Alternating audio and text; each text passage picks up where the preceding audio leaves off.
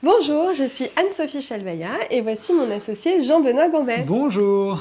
Aujourd'hui, nous sommes très heureux de faire une vidéo sur la biodiversité et en particulier sur comment prendre en compte la biodiversité dans les décisions d'investissement.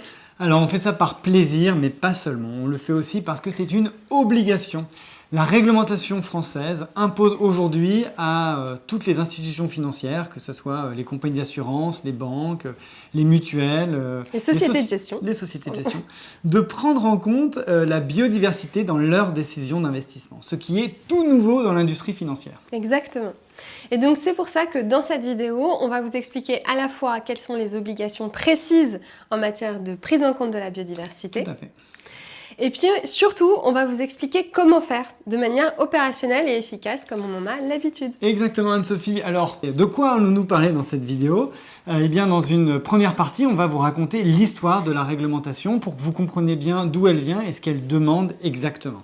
Ensuite, qu'allons-nous raconter ? On va vous expliquer concrètement ce qu'est une stratégie d'alignement de long terme à la biodiversité, parce que c'est ce que la réglementation vous demande. Et puis, on va vous donner aussi des pistes de réflexion. Et voilà, on va vous présenter des matrices de risque opérationnelles, on va vous présenter des outils concrets que vous pourrez utiliser et, à l'issue de cette vidéo, mesdames et messieurs, vous allez savoir comment mettre en place la réglementation, c'est-à-dire l'article 29 de la loi énergie-climat. Et attention, les plus courageux auront un cadeau et vous comprendrez en regardant cette vidéo à peu près au milieu, je vous le dis déjà où c'est. Et donc si vous travaillez sur ces sujets, sur la biodiversité et dans l'investissement, je suis persuadé que vous allez trouver cette vidéo passionnante. On a mis vraiment toute notre énergie et toute notre passion. Donc commençons par une petite histoire, l'histoire de la réglementation. Une magnifique histoire. Aujourd'hui, les institutions financières doivent prendre en compte la biodiversité dans leurs décisions d'investissement. C'est dans la loi énergie-climat, dans l'article 29. Et là, je vais demander à Anne-Sophie, que dit l'article 7 de l'article 29 de la loi énergie-climat ? Alors oui, donc ce fameux article 29 demande aux sociétés de gestion d'avoir une stratégie d'alignement sur les objectifs de long terme de préservation de la biodiversité en conformité avec la Convention sur la diversité biologique, la CBD. De 1992. Donc l'histoire commence en 1992. Donc nous sommes allés voir cette fameuse convention, nous avons cherché et nous avons trouvé. On vous met d'ailleurs tous les liens de tous les documents dont on parle en commentaire de la vidéo. On est allé ouvrir cette convention de 1992, c'est comme une convention de l'ONU, la CDB, qui se réunit à peu près tous les ans ou tous les 2 ans, en tout cas c'est régulier. Et donc en 1992, quand on l'a ouvert, on s'est dit qu'il n'y avait déjà pas d'ordinateur à cette époque-là parce qu'elle est tapée à la machine. C'est un scan d'une machine à écrire. Et donc qu'est-ce qu'elle dit cette convention ? Elle fixe des grands objectifs de préservation de la biodiversité, des aires protégées, etc. Mais c'est très très large et vraiment peu opérationnel. Vous pouvez aller la lire, mais on vous le déconseille, ça serait, je pense, du temps perdu. Ensuite, en 2010, l'ONU s'est à nouveau réunie et là, ils ont adopté ce qu'on appelle les objectifs d'Aichi, en 2010, donc, où là, c'était un petit peu plus précis. Et donc, vous les voyez, ils s'affichent à l'écran. On parle de réduction de la pollution, de réduction du risque d'extinction, d'aires protégées, de services écosystémiques, etc. Vous voyez, c'est un petit peu graphique et ça se rapproche pas mal des objectifs de développement durable, les ODD. Même si les objectifs d'Aichi sont très visuels et plutôt bien faits, et vous pouvez vous appuyer déjà dessus pour rédiger votre stratégie d'alignement, ils ont été complétés ou plutôt précisés par la Convention sur la diversité biologique de 2021. La Convention, donc la CDB de 2021, a défini 4 objectifs. Anne-Sophie. Alors, le premier objectif de cette convention sur la diversité biologique, c'est qu'il faut améliorer, augmenter la biodiversité. Donc c'est un objectif de stock de biodiversité. Le deuxième objectif, ça traite sur le renforcement des services que la nature nous procure, c'est-à-dire les services écosystémiques. On vous expliquera ce que c'est un petit peu plus tard, mais le deuxième objectif a pour but de valoriser, de maintenir, de renforcer ces services que nous procure la nature. Anne-Sophie ? Le troisième objectif, c'est d'assurer l'égalité d'accès à tous ces services écosystémiques. C'est-à-dire qu'il faut que l'utilisation de la nature soit répartie de manière juste et équitable entre toute la population. Et enfin, le quatrième objectif, c'est de trouver les moyens financiers tout simplement pour atteindre les 3 premiers objectifs, c'est-à-dire le stock de biodiversité, les services écosystémiques et l'accès équitable à toutes ces ressources. Donc la réglementation vous demande d'avoir une stratégie qui vous permette de vous aligner sur ces 4 objectifs. Mais ça ne nous dit pas vraiment, Anne-Sophie, comment on fait pour s'aligner avec ces objectifs concrètement. Oui, tout à fait, c'est une excellente remarque. Donc, c'est pour ça que je te propose justement de revenir sur ce que demande l'article 29. Donc, vous allez comprendre exactement ce que la réglementation vous demande. Eh bien, c'est parfait, Anne-Sophie. Du coup, je te propose que tu nous expliques ce que demande l'article Donc, 29. ce sera avec un très grand plaisir. Donc, l'article 29 sur la biodiversité, c'est très simple. Enfin, très simple dans le texte. Ça vous demande deux choses. La première chose, c'est d'avoir une stratégie d'alignement avec les objectifs de long terme liés à la biodiversité. Donc, stratégie. Et 2, c'est d'intégrer la biodiversité et le risque biodiversité dans votre gestion des risques. Donc, il y a deux choses, stratégie, gestion des risques. Alors, commençons par le premier, la stratégie d'alignement. Est-ce que tu peux nous expliquer, Anne-Sophie, qu'est-ce que c'est qu'une stratégie d'alignement avec les objectifs long terme de la biodiversité? Oui. Alors, la première chose, évidemment, c'est d'écrire et de mettre en place une politique d'alignement à la préservation de la biodiversité, qui doit comprendre à la fois une mesure de l'impact et des dépendances des investissements sur la biodiversité, une analyse de la contribution de ces investissements aux 4 objectifs de long terme dont on vous a parlé en amont, et ensuite de reporter sur tous les outils utilisés, les indicateurs de suivi et puis les progrès réalisés. Donc globalement, c'est comment vous faites pour vous aligner aux objectifs de la CBD, quels indicateurs vous utilisez. Et maintenant, voyons la deuxième chose que demande l'article 29 en ce qui concerne la gestion des risques. Alors, en ce qui concerne la gestion des risques liés à la biodiversité, l'article 29 demande là encore deux choses différentes. La première, c'est d'analyser l'impact de la biodiversité sur les entreprises. Et la deuxième, c'est d'analyser l'impact des entreprises sur la biodiversité. Et ça, en fait, c'est ce qu'on appelle le principe de double matérialité. Je ne sais pas si vous vous en souvenez, mais on l'avait aussi vu dans nos vidéos sur le climat, où c'était la même chose. On évalue l'impact du climat sur les entreprises et l'impact des entreprises sur le climat. Et dans le cas de la biodiversité, l'impact de la biodiversité sur l'entreprise s'appelle le risque physique ou le risque de dépendance. Exact. C'est-à-dire qu'on va évaluer les dépendances des entreprises à la biodiversité. Et c'est un risque physique tout simplement parce que, caricaturalement, si la biodiversité disparaît, ça a un impact matériel sur les sociétés. Et le deuxième risque, c'est-à-dire les impacts des sociétés sur la biodiversité, s'appelle le risque de transition. C'est-à-dire que dans les faits, aujourd'hui, l'action de détruire la biodiversité n'a pas d'impact direct sur la société.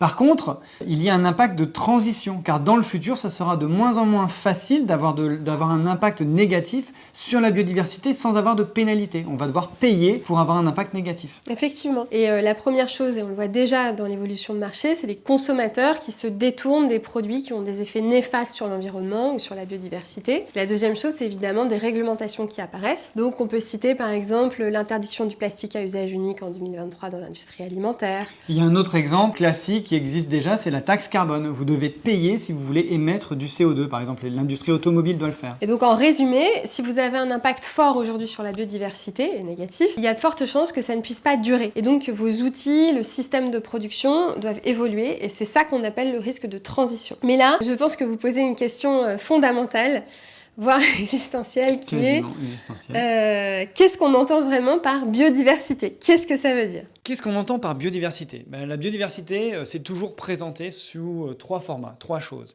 C'est d'abord les gènes. Anne-Sophie et moi-même, nous sommes différents, nous avons un code génétique qui est différent. Donc ce sont vraiment, là, on est biodivers. Ensuite, la deuxième chose, ce sont les espèces. Il y a les hommes, il y a les moutons, il y a les singes, il y a les vers de terre, et il y a aussi les algues et les chênes, etc. Tout ce qui est vivant, on va dire.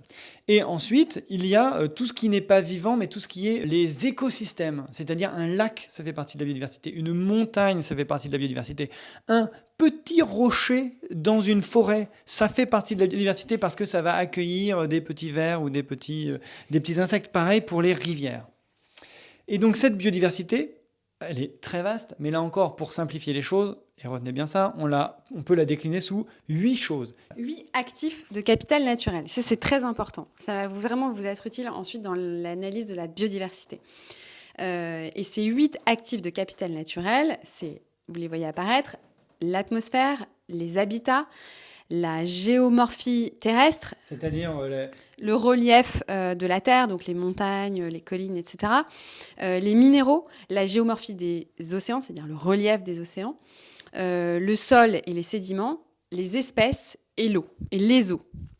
Voilà. Et donc, en fait, ce qui est important de bien comprendre, c'est que la biodiversité qui est très large, comme l'a expliqué Jean-Benoît, en réalité, on peut la décomposer en 8 actifs de capital naturel.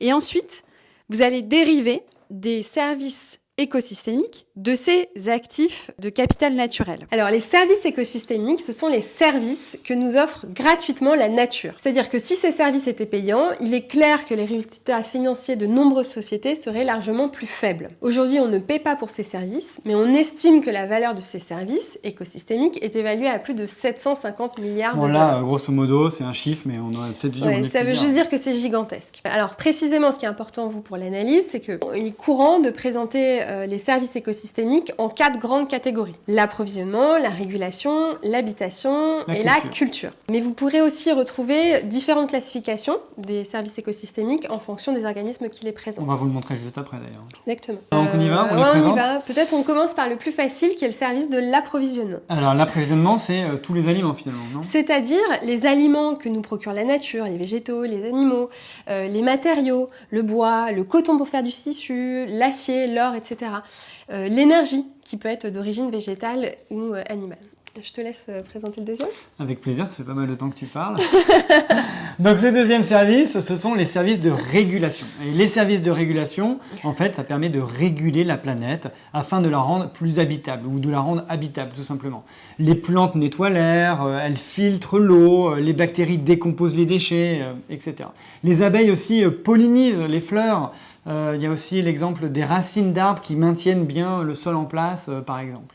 Le troisième service écosystémique? Le troisième service, c'est donc le service de l'habitation. L'habitation, l'habitat, c'est un milieu dans lequel une population animale ou végétale peut vivre et s'épanouir. Et cela comprend un ensemble d'acteurs écologiques qui offrent des ressources suffisantes pour permettre à une population d'une espèce de vivre et de se reproduire. Et oui, si vous dégradez l'habitation, vous tuez les populations qui y vivent et donc les services que ces populations rendent. Et donc le dernier service écosystémique, ce sont tous les produits de services culturels que nous procure la nature gratuitement. Par exemple, combien coûte un paysage terrestre, combien coûte un paysage marin, une plage, des voyages, la spiritualité quand on est dans un super beau paysage. Par exemple, combien rapporte le Mont Saint-Michel, combien ça coûterait de le refaire. C'est tous ces services-là, les services culturels. Et comme on vous le disait tout à l'heure, il y a d'autres façons de classer ces services qui correspondent peut-être mieux à une analyse financière. Et donc justement, c'est ce qu'on va vous montrer. Donc là c'est toujours les services écosystémiques, mais présentés d'une autre manière. Tout à fait. Et donc pour ça, on utilise la base de données Encore. Donc c'est vraiment Encore comme encore. E-N-C-O-R-E. Voilà. Et donc Encore, c'est la référence en matière de biodiversité. Et cette base de données classifie les services écosystémiques en 4 catégories. Donc 4 catégories, mais 4 différents. Je te laisse les dire. Exactement. Les services d'approvisionnement en ressources, le service de renouvellement en ressources, le service de régulation et d'entretien des ressources, et enfin, le service de protection des ressources. Et la base de données Encore va même plus loin parce qu'il nous liste 21 services écosystémiques. Et comme on est des mecs super sympas chez Motion, on vous les a listés et en français. Et rien que pour cette petite liste, elle a beaucoup de valeur car on a passé beaucoup de temps à tout traduire avec des bonnes traductions. Et donc on va vous les donner. Exactement, Boum. les voilà. Et donc pour prendre un ou deux exemples, dans le service de renouvellement des ressources, il y a par exemple le service de formation et de composition des sols, ou bien le service du maintien de cycle de l'eau. Oui, voilà, pour prendre encore un autre exemple, mais on ne va pas tous les faire. Dans le service de renouvellement des ressources, il y a par exemple le service de la stabilisation et de la maîtrise des taux d'érosion. C'est tout ce qui permet en fait d'empêcher l'érosion, ou alors celui de la protection contre les inondations et les tempêtes. Tout ce que la nature nous procure pour éviter des inondations, comme l'eau qui s'intègre bien dans la terre. Donc voilà, on ne va pas tous vous les faire, mais vous avez, à mon avis, compris le principe et vous pouvez regarder en détail les 21 services que vous pouvez d'ailleurs googler et vous trouverez à chaque fois des explications sur Google sur ces 21 services. Alors, revenons à la slide de tout à l'heure. Donc vous vous souvenez, la nature procure des actifs de capital naturel qui eux-mêmes procurent des services écosystémiques. En réalité, on peut aller encore un peu plus loin dans le détail et on peut voir quels actifs produisent quels services? Prenons un exemple. Les actifs de l'habitat, de l'atmosphère, des sols et des sédiments et des espèces permettent la régulation atmosphérique et climatique, c'est-à-dire le service numéro 17 dans la liste des services précédents. Si on prend un autre exemple, vous avez les actifs du capital naturel de l'habitat et des espèces qui vont permettre la dépollution. C'est le service numéro 12, c'est-à-dire l'utilisation d'organismes vivants et plus particulièrement de micro-organismes comme les champignons, les bactéries, pour éliminer des polluants toxiques. Alors, on pourrait tous les faire, mais reprenons la liste des services écosystémiques qu'on vous a listés. Et encore une fois, parce qu'on est des mecs super sympas, on vous a mis à côté de chaque service écosystémique les actifs de capital naturel qui les permettent tout simplement. Bon, mais là, Jean-Benoît, je ne sais pas si tout le monde voit le lien entre les entreprises qui nous intéressent et les services écosystémiques, même si c'est très joli. Donc vous comprenez bien le principe. Ce qu'on vous demande de faire, c'est de protéger ces services écosystémiques. Et pour protéger ces services écosystémiques, il faut protéger les actifs de capital naturel. Si par exemple il y a un service écosystémique qui se dégrade, il faut remonter au-dessus pour regarder quel est l'actif de capital naturel qui ne remplit plus son rôle. Exactement.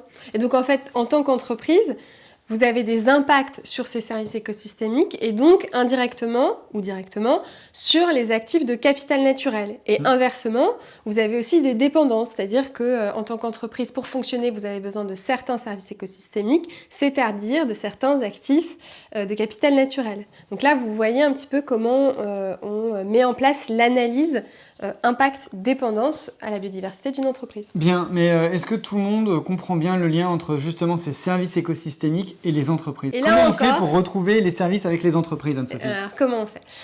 Eh bien, encore une fois, c'est Merci Encore, donc cette base de données qui identifie, enfin qui La mappe. base de données encore, hein, c'est un petit jeu de mots si vous n'avez pas encore compris. Donc, la base de données Encore, elle met en relation des processus de production avec des services écosystémiques.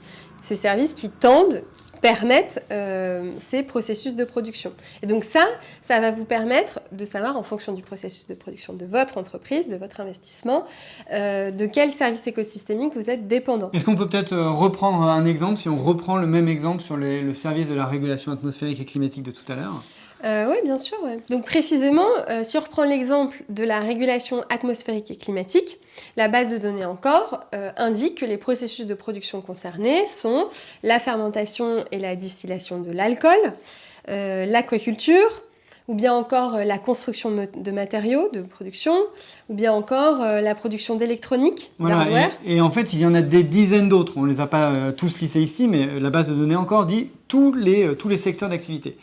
Et si je prends un autre exemple encore pour vraiment marteler, que tout le monde comprenne bien, si on reprend l'exemple de la biodépollution à l'aide de micro-organismes, donc là, la base de données Encore nous apprend que les processus de production qui sont dépendants de ces services-là sont, par exemple, la construction, la fabrication de chaussures, l'entretien des infrastructures, et encore une fois, il y en a plein d'autres. Et donc là, je pense que vous commencez à comprendre où on veut en venir. En fait, vous pouvez très clairement utiliser la base de données Encore pour mapper vos investissements avec des services écosystémiques et donc des actifs de capital naturel. Alors, on n'a pas du tout d'action dans la base de données Encore, mais comme c'est vraiment la base que tout le monde peut utiliser, c'est pour ça qu'on vous le c'est vraiment précise. super. Alors, en lisant le working paper Nature-Related Financial Risk in Brazil, donc C'est sympa nos après-midi. ne nous demandez pas pourquoi on s'amuse à dire ce genre de choses, mais en tout cas, on a découvert un super truc à l'avant-dernière page, on a bien fait d'aller jusqu'au bout. C'est un super graphique qui est génial, et on vous le montre ici. Il reprend donc en abscisse les 21 services écosystémiques de la base de données Encore, qu'on vous a listé tout à l'heure, et en ordonné les 82 process de production, les 82 secteurs finalement. Et pour chaque process de production, vous allez retrouver les services écosystémiques sous-jacents. Et plus encore, vous allez avoir des degrés d'interrelation entre services écosystémiques et processus de production.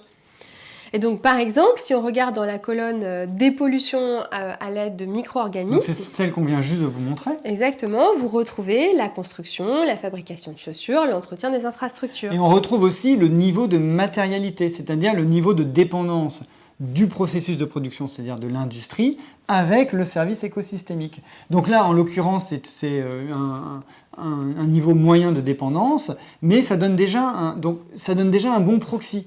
Et dans cet exemple, on voit que la matérialité est jaune, donc elle est faible. Et donc on peut aussi utiliser cette matrice dans l'autre sens. Si je veux par exemple connaître les dépendances d'un service d'aéroport, donc que j'ai dans mon portefeuille, je regarde par exemple la première ligne pour pas aller trop loin, pour prendre un exemple, et je vois qu'il y a des dépendances avec la protection contre les inondations et les tempêtes, je vois qu'il y a une dépendance avec les eaux superficielles, avec les eaux souterraines, et avec la régulation atmosphérique et climatique. Et donc, je pense qu'on n'a pas besoin de vous faire un dessin, que vous êtes en train d'imaginer la matrice de dépendance que vous pouvez réaliser. Si vous voulez analyser la dépendance d'un de vos portefeuilles à la biodiversité, vous listez tous les secteurs d'activité dans lesquels vous êtes investi et vous les mappez avec les 21 services écosystémiques. Et là, vous ressortez l'information suivante. X% de mon portefeuille est fortement exposé ou très fortement exposé à au moins un service écosystémique qui est blablabla. Et donc là, je reprends, parce que c'est important. L'information, c'est X% de mon portefeuille est exposé fortement ou très fortement à au moins un service écosystémique. Finalement, c'est ça qu'elle vous demande, la réglementation. Quelle est votre exposition à la biodiversité? Et si vous arrivez à leur dire, par exemple, j'ai 25% de mon portefeuille qui est exposé fortement ou très fortement à au moins un des 21 services écosystémiques, eh bien là, vous êtes en adéquation avec ce que demande l'article 29. Exactement. Ça vous calcule la dépendance de vos portefeuilles aux services écosystémiques. Et d'ailleurs, c'est la méthode qu'a utilisée la Banque de France. Exactement. Et donc, dans cet article de la Banque de France qui s'appelle Silent Spring parce que finalement, les printemps sont de plus en plus silencieux sans les oiseaux. Et donc, cet article explore les risques financiers liés à la biodiversité en France. Donc on vous conseille vraiment de lire cet article si vous vous intéressez au sujet. C'est vraiment un article de base, selon nous. Et donc l'article analyse les dépendances du système financier français au service écosystémique. Et là, devinez sur quelle base de données encore il s'appuie. Anne-Sophie. Base de données encore. Et la conclusion de cet article, je te laisse la dévoiler. C'est que plus de 40% du montant... 42%, 42%, exactement. donc plus de 40% du montant des actions et obligations détenues par des institutions financières françaises est émis par des entreprises qui sont fortement ou très fortement dépendantes d'au moins un service écosystémique. Voilà, c'est vraiment la conclusion de cet article. Et la conclusion, c'est ce que cherchait à démontrer à la Banque de France. Exactement. Alors, vous pouvez aussi vous servir de tout ce qu'on vient de vous dire dans vos comités d'investissement, c'est-à-dire que dans un comité d'investissement ou lors d'une analyse d'entreprise, vous pouvez vous demander si l'entreprise que vous êtes en train d'analyser est dépendante d'un service écosystémique, lequel, et ensuite d'aller voir l'entreprise pour creuser... Surtout d'aller voir l'entreprise. Surtout d'aller voir l'entreprise pour creuser des points que vous aurez identifiés en amont, que vous jugez critiques et réfléchir, discuter de la façon dont elle peut ou pas diminuer sa dépendance à ces services écosystémiques. Et là, on voudrait vous féliciter d'être arrivé jusque-là dans cette vidéo et pour vous remercier de votre fidélité et vous remercier. Eh bien, on vous offre justement cette matrice de matérialité des services écosystémiques sous format Excel. La matrice qu'on voit là, en fait, on l'a juste écrit sous Excel. Donc, vous allez avoir l'ensemble des secteurs, l'ensemble des services écosystémiques. Et donc, vous pourrez évaluer vous-même les dépendances de vos portefeuilles juste grâce à ce fichier Excel. Et donc, c'est le petit cadeau dont on parlait en tout début de vidéo. Donc, envoyez un email à celui qui a passé sa journée entière à retaper tout ça sous Excel, le magnifique Anthony Gouget. Vous voyez l'adresse apparaître. Et il pourra en même temps, si vous voulez, vous envoyer cette présentation si vous souhaitez la relire ou la partager avec qui vous voulez en interne. Alors, souvenez-vous, il y a deux grands types de risques, le risque physique et le risque de transition. Vrai. On vient de voir le risque de physique. Voyons maintenant le risque de transition, c'est-à-dire les risques qui sont induits par les impacts des entreprises sur la biodiversité. Allons-y. Allons-y.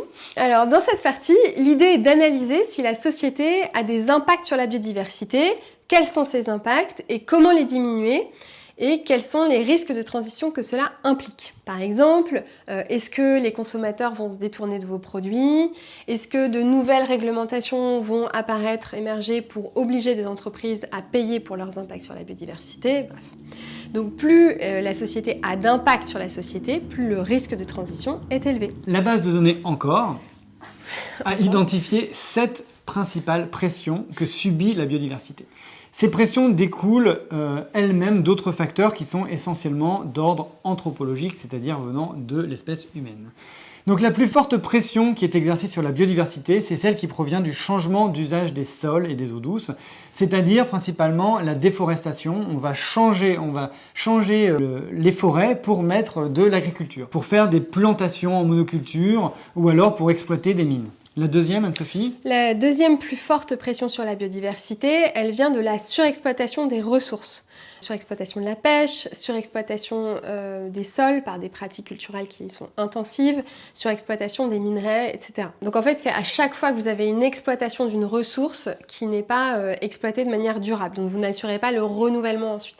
Et écoutez bien, on vous présente vraiment ces pressions pour qu'ensuite vous mappiez les pressions de vos portefeuilles et que vous compreniez un petit peu comment votre portefeuille dégrade la biodiversité. Un impact sur la biodiversité. Je recadrerai juste un tout petit peu. Ouais. Donc la troisième pression, c'est le changement climatique et donc ça a un impact direct sur la biodiversité, mais on en a déjà beaucoup parlé à d'autres moments. La quatrième pression, c'est la pollution de l'air, de l'eau, des sols et de tout ce qui pollue en général. Il y a aussi tout ce qui est les espèces invasives, donc ce sont les espèces qui proviennent d'autres écosystèmes ou d'autres continents, d'autres pays, et qui détruisent l'écosystème où elles arrivent et causent des ravages. Et enfin, la sixième grande pression, c'est l'utilisation des eaux marines par l'aquaculture, par exemple. Et la dernière pression anthropologique, c'est toutes les perturbations causées par l'homme, comme le bruit, la lumière la nuit, et qui font fuir les animaux ou que sais-je. Exactement. Donc, cette grande pression sur la biodiversité qui vous permettent de démarrer l'analyse sur l'impact de votre entreprise sur la biodiversité. Alors, autre point important en ce qui concerne les pressions sur la biodiversité, qui vont vous permettre d'aller un petit peu plus vite dans l'analyse, c'est de garder en tête que finalement, il y a 4 chaînes de valeur qui sont responsables de 90% des pressions sur la biodiversité. Donc on est très concentré, simplement 4 chaînes de valeur, c'est vraiment c'est tout petit. Et donc la plus grosse, c'est l'alimentation et les boissons, ça représente 50% des pressions. Donc ça inclut l'agriculture, la pêche, un peu de transport, un peu de packaging, les magasins qui les vendent, parce qu'on est vraiment sur des chaînes de valeur. La deuxième chaîne de valeur... La deuxième chaîne de valeur, c'est l'infrastructure et la mobilité, donc qui inclut les secteurs forestiers, miniers, les infrastructures, les transports. Ensuite, la troisième, un petit peu plus petit, mais c'est tout ce qui est énergie, l'extraction minière pour les carburants et tout ce qui produit de l'électricité. Et la mode également, où on retrouve aussi un petit peu d'agriculture, d'utilisation de matières premières et tout ce qui est en lien avec le service retail. Alors concrètement, qu'est-ce qu'on fait quand on est une institution financière et que veut analyser ses impacts, l'impact de ses investissements sur la biodiversité? C'est là où notre valeur ajoutée arrive réellement. On va vous présenter 3 méthodologies. La première, c'est de suivre plusieurs métriques d'impact biodiversité au sein de votre portefeuille. La deuxième, c'est une méthodologie qui vous permet de chiffrer l'impact global sur la biodiversité avec un seul chiffre, c'est la Mean Species Abundance. Et la troisième, c'est une matrice d'impact visuelle et macro, on peut dire, que l'on a réalisée pour un de nos clients très récemment. Anne-Sophie. Et donc, non mais pour que vous compreniez l'esprit, les 3 matrices, elles sont pertinentes. L'idée, c'est vraiment de se demander si les sociétés dans lesquelles j'investis ont un impact sur la biodiversité et quelle est son intensité. Par exemple, l'entreprise que j'analyse, bien sa chaîne de valeur, est-ce qu'elle utilise les sols? Est-ce qu'elle a un impact important sur le changement climatique? Est-ce qu'elle pollue fortement? Est-ce qu'elle surexploite une matière première? Et donc, pour répondre à ces questions, en fait, c'est important de considérer l'ensemble de la chaîne de valeur de l'entreprise et pas de se cantonner juste à sa production propre. Eh bien, allons-y. Ce que je te propose, Anne-Sophie, c'est que tu présentes la première méthode. Eh bien, avec plaisir. Donc, la première méthode, c'est de suivre des métriques qui permettent de mesurer l'impact d'une entreprise sur la biodiversité. Et donc, dans cette matrice, on vous propose de suivre 11 indicateurs biodiversité, donc l'utilisation de l'eau, l'utilisation des terres, l'utilisation de polluants, etc. Avec ces 11 indicateurs-là, vous êtes sûr de ne pas vous tromper. Et ils sont dérivés directement des 7 pressions principales qu'on vient juste de vous présenter. Et encore une fois, vous les retrouvez dans la fameuse base de données qu'on ne cite plus encore. Donc, Si par exemple vous deviez construire cette matrice pour une société dans le secteur de l'aéroportuaire, vous allez sur le site d'Ancor et là vous indiquez le secteur d'activité et il va vous donner la matérialité du secteur pour chaque indicateur biodiversité. Donc par exemple en ce qui concerne l'utilisation de l'eau, l'industrie aérienne en consomme beaucoup. Voilà, elle consomme, juste pour prendre un exemple, Airbus, ça consomme à peu près 4 millions de mètres cubes par an, et donc les compagnies aériennes sont des très grosses consommatrices d'eau. En ce qui concerne les émissions de gaz à effet de serre, là aussi, il y a un impact important, et c'est une évidence. L'aviation pollue aussi beaucoup l'air, avec le monoxyde de carbone et plein d'autres choses. Pour la pollution des eaux, là encore, la matérialité est aussi élevée. C'est tous les produits pour dégivrer, les produits de peinture, le fuel, quand on le fait plein, il y a des petites fuites, etc. Et ensuite, c'est encore très important pour tout ce qui est bruit et tout ce qui est visuel. Donc on a vraiment pris cet exemple complètement au hasard parce que c'était la première ligne, mais en fait on remarque que ça a beaucoup d'impact sur la biodiversité, le secteur aérien, et pas juste sur les émissions de gaz à effet de serre. La deuxième méthodologie vous permet de chiffrer l'impact global sur la biodiversité grâce à un indicateur qu'on appelle la MSA. Alors, la MSA, ça veut dire Mean Species Abondance, et avec la MSA, on change de base de données et on s'appuie sur la base de données Globio. Donc c'est elle qui a développé la méthodologie MSA. Donc on ne va pas vraiment rentrer dans les détails de la méthodologie car ça demanderait une vidéo probablement entière à ce sujet. Mais en gros, la MSA mesure l'empreinte biodiversité d'une activité ou d'une entreprise. Elle compare la biodiversité observée à la biodiversité à un état naturel. Donc par exemple, une MSA de 100%, c'est une forêt vierge, et une MSA de 0%, c'est un parking. Un champ de blé, par exemple, ça a une MSA de 10%, car il ne reste que 10% de biodiversité par rapport à l'état pur et par rapport à la forêt amazonienne. Donc de la MSA, on va déduire la MSA km², c'est-à-dire le nombre de kilomètres carrés de biodiversité qu'une activité ou qu'une entreprise a détruite. Et pour la petite histoire, il existe la MSA statique et la MSA dynamique. Tout à fait. La MSA statique, c'est la destruction de la biodiversité depuis toujours, donc c'est-à-dire que c'est un stock, tandis que la MSA dynamique, c'est la destruction de la biodiversité en un an, c'est-à-dire le nombre de kilomètres carrés détruits en un an. Alors, vous pouvez contacter des spécialistes sur le sujet, comme la CDC Biodiversité, qui pourront vous faire des analyses très poussées. Mais vous pouvez aussi commencer par vous baser sur ce petit graphique pour estimer et avoir une première idée de l'impact de vos portefeuilles sur la biodiversité.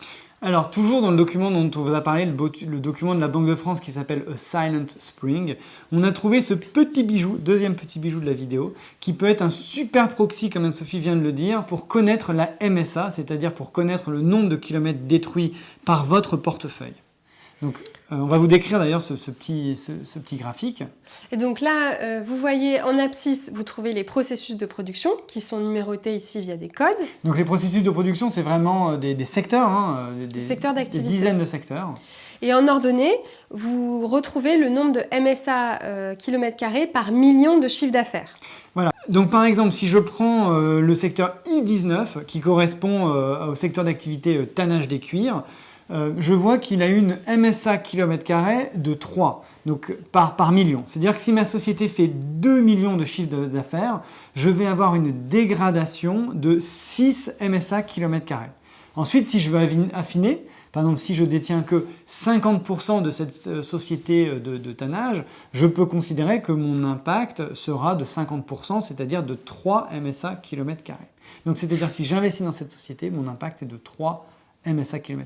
Donc vous avez compris, vous faites cela avec tout votre portefeuille et ça donnera l'impact de votre portefeuille calculé en MSA km².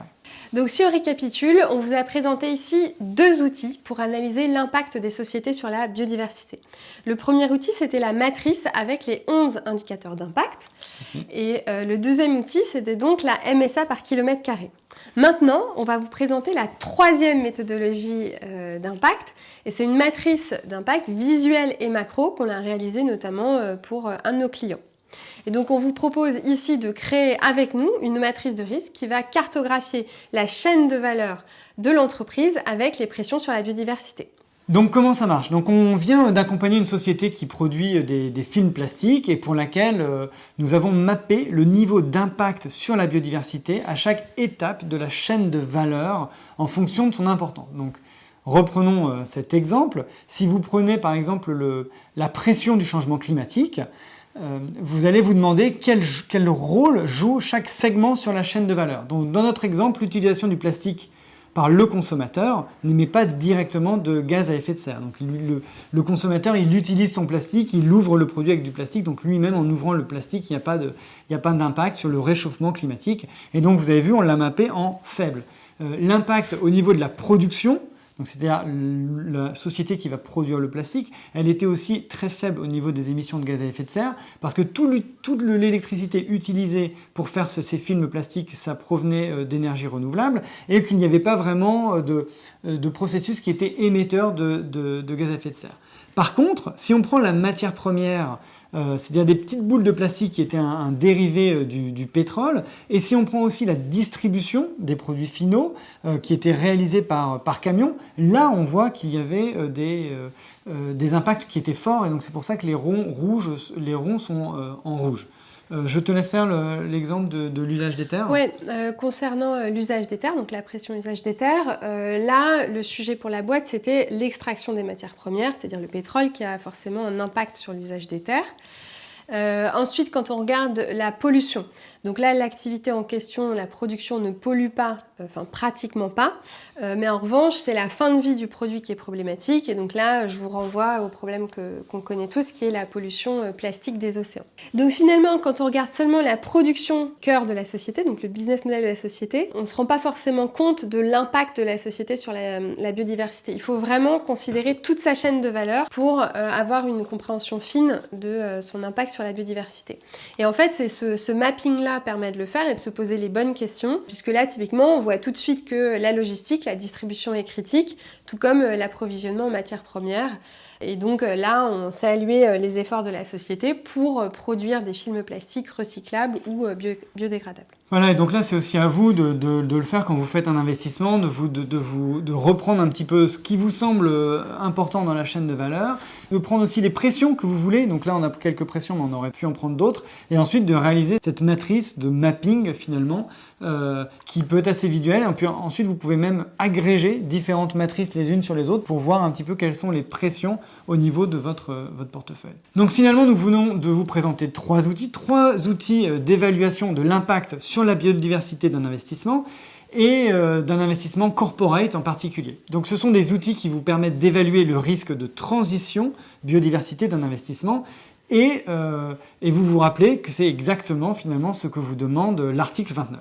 Donc là, on vous le rappelle, plus une société a un impact fort sur la biodiversité, plus son risque de transition est important par définition.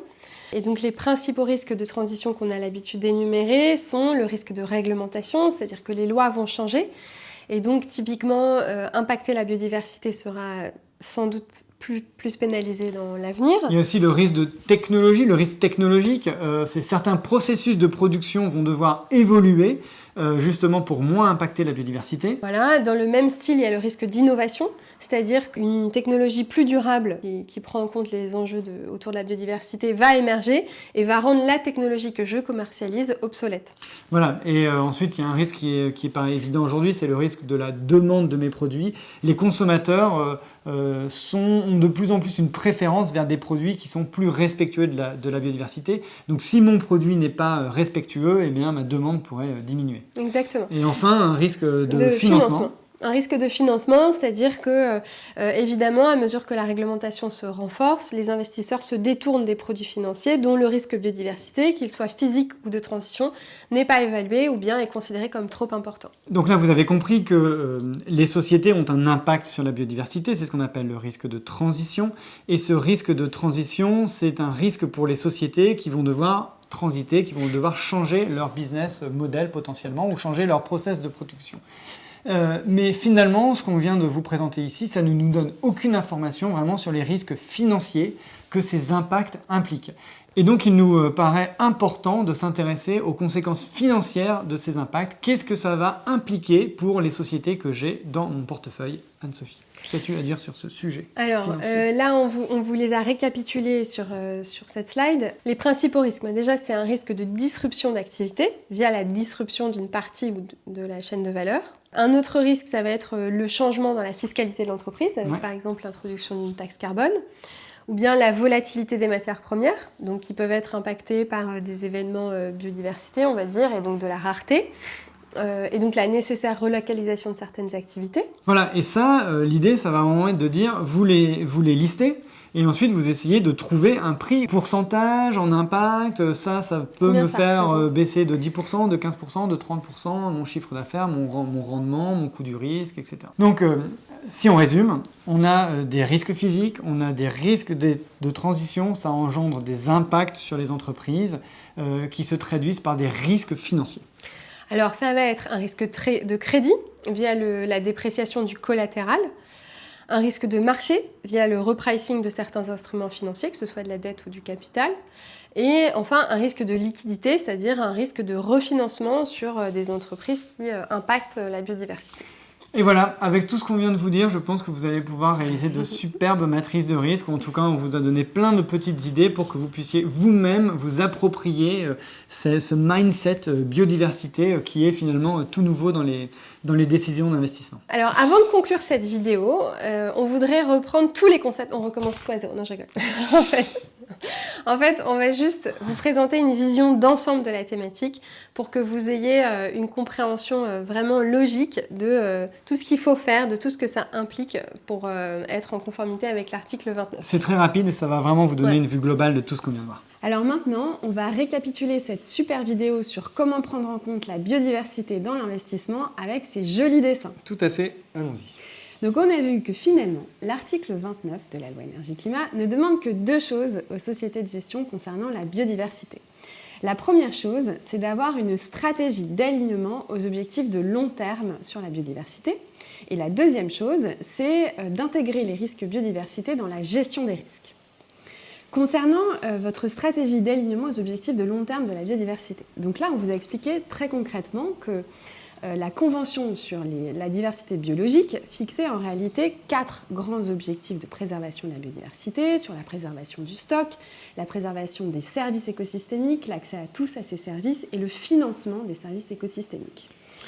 Et on vous a aussi expliqué que finalement ces objectifs étaient un peu flous, mais pour rédiger votre stratégie d'alignement, et la bâtir concrètement, vous pouvez vous appuyer sur les objectifs d'Aichi qui reprennent ces grands objectifs de manière plus détaillée et vous le voyez de manière beaucoup plus visuelle et que vous pouvez aussi rattacher aux EDD. C'est parfait, je n'ai rien à rajouter à Sophie, continuons. Donc la deuxième chose qu'on vous a dit sur l'article 29, c'est d'intégrer les risques biodiversité dans votre gestion des risques et l'investissement. Alors qu'est-ce que ça veut dire ? Ça veut dire prendre en compte à la fois les dépendances des investissements à la biodiversité et deuxième chose, prendre en compte l'impact de vos investissements sur la biodiversité. Alors concrètement, qu'est-ce que ça veut dire ? Là, pour déterminer quelles sont les dépendances de vos investissements à la biodiversité, on vous a dit qu'il était assez judicieux de partir du capital naturel et en particulier des actifs de capital naturel qui sont au nombre de 8 selon la super base de données Encore, dont on vous a beaucoup parlé.